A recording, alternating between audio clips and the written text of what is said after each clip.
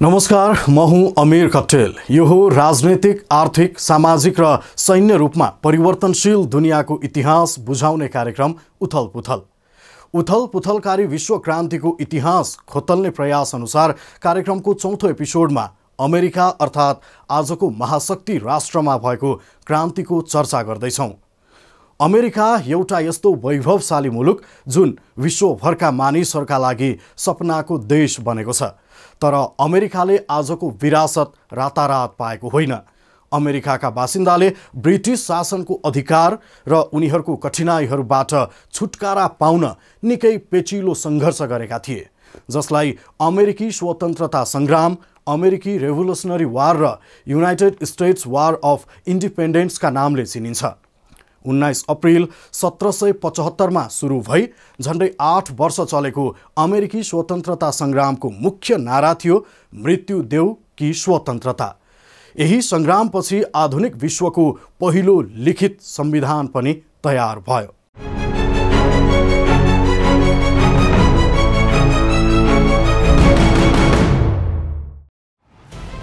अमेरिकी स्वतन्त्रता सङ्ग्रामबारे बताउनुभन्दा पहिला अमेरिकाको उदयबारे जान्नुपर्ने हुन्छ।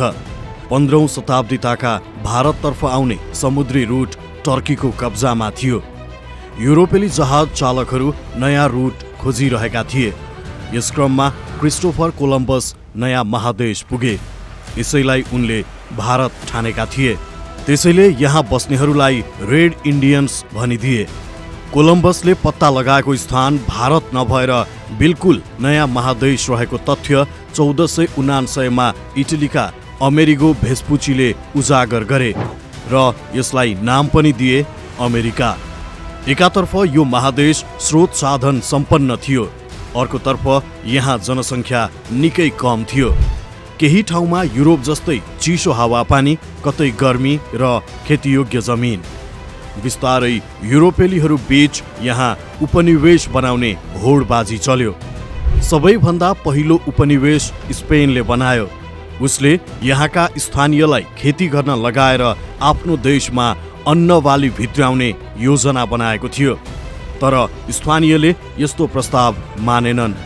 त्यसपछि अफ्रिकाबाट मानिसहरू ल्याइयो। उनीहरूलाई दास बनाएर कृषिको काममा लगाइयो। इङ्ल्यान्डले 1607 मा जेम्स पहिलोको समयमा उत्तर अमेरिकामा पहिलो उपनिवेश बनायो, जसलाई जेम्स टाउन भनिन्छ। चार्ल्स प्रथमको समयमा उपनिवेश बनाउने कामले अझै तीव्रता पायो। 1630 मा प्युरिटनहरूको समूह बोस्टनमा गएर बस्यो। प्युरिटनहरू धार्मिक रूपमा क्याथोलिक भन्दा निकै उदार थिए। इङ्ल्यान्ड लगायत विभिन्न युरोपेली देशमा क्याथोलिकहरूको दबदबा रहेकाले उनीहरू अमेरिका गएका थिए। धेरै भूमिहीनहरू पनि इङ्ल्यान्ड र युरोपका अन्य देशबाट अमेरिका गए। कतिपय अपराधीलाई पनि इङ्ल्यान्डले जहाजमा राखेर अमेरिका पठायो। युरोपेलीको सङ्ख्या बढेसँगै बिस्तारै यहाँका आदिवासीको जनसङ्ख्या घट्दै गयो। युरोपेलीहरूले लिएर गएका विभिन्न रोगहरू, हैजा, जन्डिस, दादुरा लगायतसँग लड्ने प्रतिरोधी क्षमता अमेरिकीहरूसँग थिएन।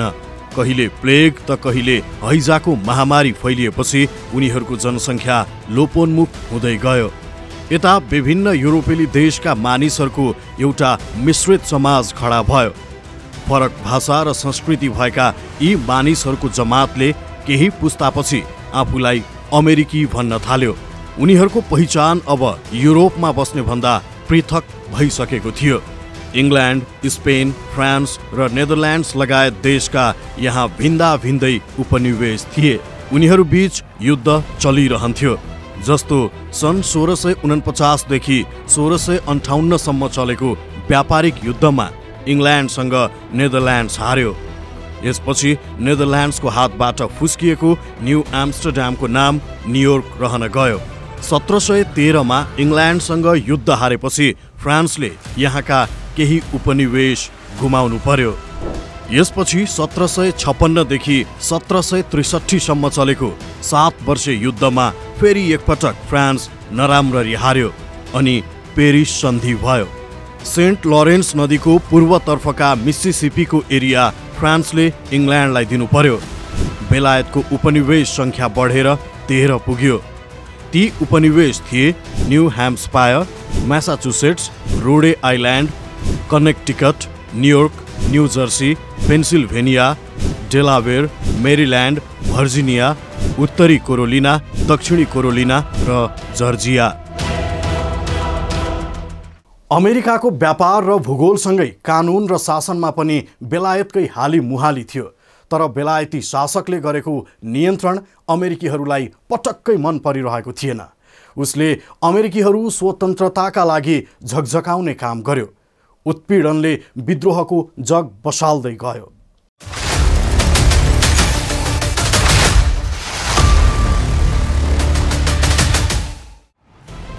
बेलायतमा औद्योगिक युग सुरु भइसकेको थियो। कपास, उखु, विभिन्न कच्चा पदार्थ अमेरिकाबाट सस्तोमा बेलायत लगिन्थ्यो। बेलायतका कारखानामा बनेका सामग्रीहरू यहाँ महँगोमा बिक्री गरिन्थ्यो। यसरी बेलायतले अमेरिकाबाट ठूलो फाइदा लिइरहेको थियो। यहाँ बेलायती सरकारले शासन गर्नका लागि गभर्नर नियुक्त गर्दथ्यो। उनलाई सल्लाह दिन एक निर्वाचित परिषद थियो। तर कानुन बनाउने अधिकार बेलायती संसदलाई मात्रै थियो। माथिल्लो पदमा बेलायतबाट नै मानिसहरू पठाइन्थ्यो। युरोपको दाँजोमा अमेरिकामा धार्मिक नियन्त्रण कम थियो। जन्मका आधारमा भेदभाव थिएन। यहाँका सबै उपनिवेशमा बस्ने सबैसँग लगभग बराबर जमिन थियो। उनीहरू खेतीपाती र श्रममा विश्वास गर्दथे। आफूमाथि बेलायती शासकले गरेको नियन्त्रण उनीहरूलाई मन परिरहेको थिएन। सन् 1756 देखि 1763 सम्मको 7 वर्षे युद्ध अमेरिकी स्वतन्त्रता सङ्ग्रामका लागि धेरै अर्थपूर्ण छ। यसबेला युद्ध हारेर फ्रान्सले अमेरिकाका आफ्ना उपनिवेश बेलायतलाई सुम्पियो। पहिले अमेरिकी भूभाग बेलायत र फ्रान्सको उपनिवेशमा बाँडिएकाले एउटासँग लड्दा अर्कोले आक्रमण गर्ने भय हुन्थ्यो। अब अमेरिकीहरूलाई एक ढिक्का भएर बेलायतसँग लडे पुग्ने भयो। युद्धका दौरान बेलायतले अमेरिकामा रहेका उपनिवेशहरूमा हतियार बनाउन थालेको थियो। अमेरिकीहरू यस काममा प्रयोग भएका थिए, जसकारण उनीहरूले पनि युद्धकला र सिप सिके। युद्ध जित्न बेलायतले ठूलो खर्च गरिसकेको थियो। उक्त खर्च अमेरिकामा रहेका आफ्ना उपनिवेशबाट उठाउने योजना उसको थियो। यही व्यापारिक योजना अमेरिकीहरू चिढिनुको प्रमुख कारण बन्न पुग्यो। 1760 को दशकमा ब्रिटिस प्रधानमन्त्री ग्रेनभिलले अमेरिकी उपनिवेशहरूबाट कर सङ्कलन गर्ने लक्ष्यका साथ 1764 को चीनी अधिनियम, 1765 को स्ट्याम्प अधिनियम, क्वार्टरिङ ऐन आदि लागू गरे। स्ट्याम्प अधिनियम अनुसार बेलायत सरकारले लगाएको छापलाई मात्रै आधिकारिक दस्तावेज मानिन्थ्यो। फ्रान्स र अन्य ठाउँबाट अमेरिका तथा ती ठाउँहरूमा अमेरिकाबाट सामान तस्करी नहोस् भनेर बेलायतले यस्तो कडाई गरेको थियो। अमेरिकीहरूले यसको प्रतिवाद गरे। उनीहरूले संसदमा प्रतिनिधित्व नभए कर तिरिन्न भन्ने नारा दिए। ब्रिटिस संसदमा अमेरिकाको प्रतिनिधित्व हुनुपर्ने उनीहरूको माग थियो। यस्ता विरोधका बावजुद सन् 1767 मा बेलायती मन्त्री टाउनसेन्डले अमेरिकामा निर्यात हुने गिलास, कागज, चिया, रङ, तेल आदिमा नयाँ कर लगाए। अमेरिकीहरूले यी उपायहरूको विरोध गरे र ब्रिटिस सामानहरू बहिष्कार गरे। यसले बेलायतलाई चर्को घाटा भयो। बेलायतले अवैध तस्करी रोक्न बोस्टनमा 2 सैनिक टुकुडी पठाएको थियो। त्यहाँ 300-400 अमेरिकन भेला भएका थिए। 5 मार्च 1770 मा बेलायती सेनाको गोली लागेर 5 जना अमेरिकी मरे। यसलाई बोस्टन नरसंहार भनिन्छ।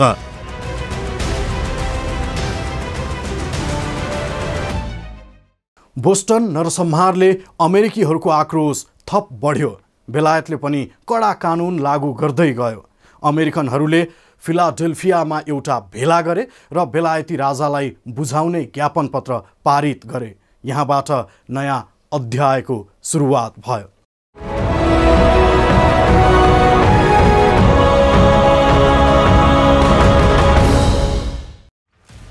राजा जर्ज तृतीयले लर्ड नर्थलाई सन् 1771 मा प्रधानमन्त्री बनाए। उनले इस्ट इन्डिया कम्पनीलाई आर्थिक सङ्कटबाट निकाल्ने लक्ष्यका साथ सन् 1773 मा टी पोलिसी घोषणा गरेका थिए, जस अनुसार आफ्ना जहाज मार्फत इस्ट इन्डिया कम्पनीलाई सिधै अमेरिकामा चिया पठाउने अनुमति दिइएको थियो। सस्तो चिया पाएपछि अमेरिकामा आक्रोश कम हुन्छ भन्ने उनको ठम्याई सही ठहर भएन। बेलायती सरकारले सस्तो चियाको प्रलोभन देखाएर अन्य सामग्रीमा कर थपिरहेको भन्दै अमेरिकाभर विरोध भयो। 16 डिसेम्बर 1773 मा नयाँ घटनाक्रम विकास भयो। स्यामुएल एडम्सको नेतृत्वमा स्वतन्त्रता पक्षधरहरू बोस्टन स्थित बन्दरगाह गए र त्यहाँ उनीहरू चियाले भरिएका इस्ट इन्डिया कम्पनीका जहाजमा चढे। उनीहरूले 340 पेटी चिया समुद्रमा फालिदिए। यसपछि बेलायतले थप कठिन कानुन बनायो। बोस्टनको बन्दरगाह पूर्ण बन्द भयो। मासाचुसेट्स उपनिवेशलाई त्यस अघि दिइएको स्वशासनको अधिकार छिनियो। बोस्टन बन्दरगाहमा भएको घटनामा संलग्नहरूलाई कारबाही भयो। बेलायती सरकारले बनाएका यी कानुनको अमेरिकामा चर्को विरोध गरियो। अमेरिकाभर बेलायत विरोधी मत र असन्तुष्टि बढ्दै थियो। यस्तैमा फिलाडेल्फियामा 5 सेप्टेम्बर 1774 मा एउटा सम्मेलन बोलाइयो। यो सम्मेलन बेलायतका लागि अन्तिम चेतावनी सरह थियो। यस सम्मेलनमा जर्जिया बाहेक अमेरिकाका 12 वटा बेलायती उपनिवेशका प्रतिनिधि सहभागी थिए। यसले ओलिभर ब्रान्च नामक ज्ञापन पत्र पारित गर्यो र बेलायती राजा जर्ज तेस्रोलाई पठाइयो। उक्त पत्रमा सन् 1775 पछिका सबै नियम खारेज गर्न र उपनिवेशमा सबै अधिकार बहाली गर्न माग गरिएको थियो। अन्यथा सबै बेलायती सामान बहिष्कार गर्ने चेतावनी थियो। तर राजा जर्ज तेस्रोले यसलाई सिधै अस्वीकार गरे।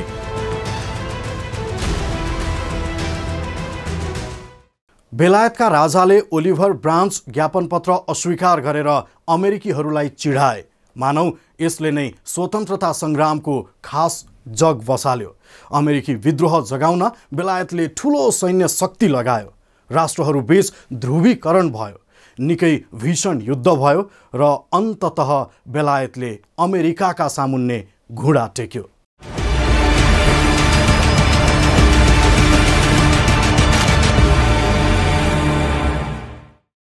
मिति 4 जुलाई 1776।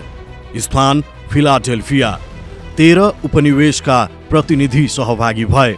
उनीहरूले यस भेलाबाट अमेरिकालाई स्वतन्त्र घोषणा गरे। स्वतन्त्रता सङ्ग्रामका लागि जर्ज वाशिङटनलाई सेनापति घोषणा गरियो। बेलायतले यो विद्रोह दबाउनका लागि 45,000 सैनिक पठायो। सुरुका केही महिना विद्रोहीहरूलाई निकै कठिन भएको थियो, तर फ्रान्सको प्रवेशपछि अमेरिकीहरूलाई सहज हुँदै गयो। 7 वर्ष युद्धमा बेलायतसँग हारेको बदला फ्रान्सलाई लिनु नै थियो। स्पेनलाई पनि बेलायतले अमेरिकामा आफ्नो उपनिवेश खोसेको पीडा थियो। ऊ पनि अमेरिकाको पक्षमा उभियो। 6 फेब्रुअरीमा फ्रान्सले अमेरिकालाई स्वतन्त्र राज्यको मान्यता नै दियो।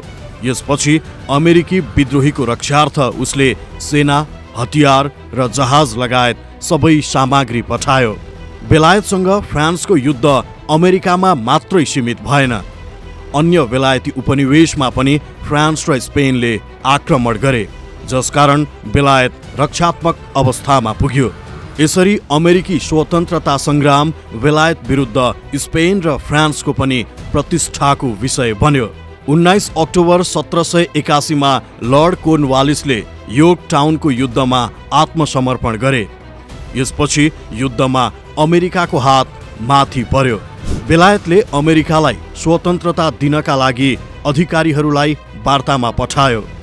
बेलायतको प्रयास आफ्नो अधीनमै राखेर अधिकार दिने भन्ने थियो, तर अमेरिकाले यो वार्ता प्रयासलाई वास्ता गरेन, जसकारण 2 वर्ष अझै युद्ध लम्बियो। युद्ध हार्दै गएपछि 3 सेप्टेम्बर 1783 मा फ्रान्स, स्पेन र अमेरिकासँग सम्झौता गर्न बेलायत बाध्य भयो। यसलाई भर्साइलको सन्धि भनियो। यस सन्धिमा हस्ताक्षर गर्दै बेलायतले संयुक्त राज्य अमेरिकालाई एउटा स्वतन्त्र र सार्वभौम देशका रूपमा स्वीकार्यो। 7 वर्षे युद्धमा हारेर स्पेनले गुमाएको उपनिवेश फ्लोरिडा उसैलाई फिर्ता गर्न बेलायत तयार भयो। बेलायती उपनिवेशबाट मुक्त भएपछि अमेरिकाको राजनीतिक इतिहास नयाँ कोर्समा प्रवेश गर्यो। अमेरिकाले नयाँ संविधान र नयाँ नेतृत्व पायो। विस्तारै भूभाग, अर्थतन्त्र, प्रविधि, कूटनीति लगायत सबै क्षेत्रमा उसले आफ्नो प्रभाव विस्तार गर्दै लग्यो र दोस्रो विश्वयुद्धपछि त ऊ महाशक्ति नै बन्यो।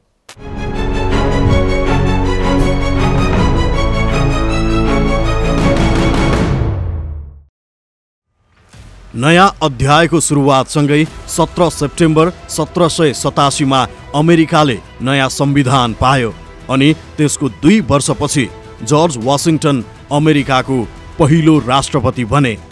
बेलायत, फ्रान्स र स्पेनले विश्वका विभिन्न देशमा कब्जा जमाएर बसेको यो समयमा अमेरिका एक मात्र प्रजातान्त्रिक शक्तिका रूपमा उदायो।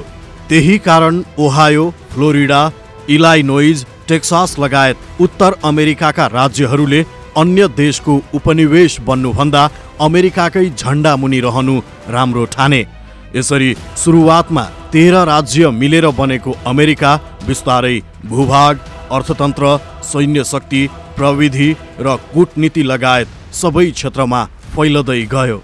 अमेरिकाले कतै उपनिवेश बनाएन, तर पहिले ऊ आफू देशका रूपमा बलियो बनेपछि अन्य देशमाथि हस्तक्षेप बढाउन थाल्यो। आफूलाई अन्तर्राष्ट्रिय शक्तिका रूपमा स्थापित गर्ने प्रयासमा अमेरिकाले यस्तो गरेको थियो। सन् 1867 मा उसले रुससँग अलास्का खरिद गरेर सीमा विस्तारको आफ्नो महत्त्वाकांक्षा प्रस्तुत गर्यो अनि सन् 1898 मा उसले हवाई अधिराज्यमाथि आक्रमण गरेर त्यहाँका राजालाई हटायो। हवाईलाई आफ्नो 50औं राज्य बनायो। अमेरिकी स्वतन्त्रता सङ्ग्राम औपनिवेशिक र साम्राज्यवादी युग विरुद्ध पहिलो क्रान्ति थियो। यसैबाट पाठ सिकेर धेरै उपनिवेशहरूले आफूलाई कालान्तरमा स्वतन्त्र घोषणा गरेका थिए। 20औं शताब्दीको सुरुवातसम्म अमेरिका विश्वको आर्थिक शक्ति बनेर उदाइसकेको थियो। पहिलो विश्वयुद्धमा तटस्थ रहेर आर्थिक विकासमा लम्केको अमेरिका दोस्रो विश्वयुद्धपछि वैश्विक अर्थतन्त्र तथा अन्तर्राष्ट्रिय राजनीतिको प्रमुख खेलाडी अर्थात् महाशक्ति देश बन्यो।